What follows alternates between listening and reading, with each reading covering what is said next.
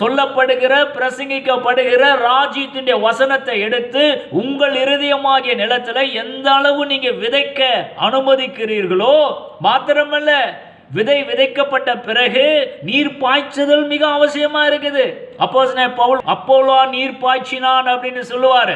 வெறும் விதை மாத்திரம் விதைக்கப்படுறது போதாது, நீர் பாய்ச்சுதல் என்பது மிக மிக முக்கியம்.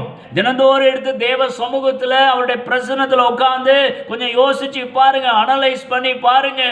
விதையாய வசனங்களை உள்ளுக்குள்ள கொண்டு போய் ஆவியானவரே இந்த விதைக்கு நீங்க நீர் பாய்ச்சிங்கன்னு சொல்லுங்க, அவர் அற்புதமா நீர் பாய்ச்சுவாரு. அந்த நீர் பாய்ச்சுதல் என்பது உங்களுக்குள் விதைக்கப்பட்ட விதையானது வளர்ந்து வெளியில வருவதற்கு மிக மிக உதவிகரமா இருக்கக்கூடிய ஒன்று. பாருங்க, நீர் பாய்ச்சுதல் நிறைய விசுவாசிய வாழ்க்கையில இல்லாம இருக்கிறதுனால தான் இந்த விதையானது முளைத்து எழும்புறதுக்கு வழிவாய்ப்பே இல்லாமல் போய்விடுகிறது.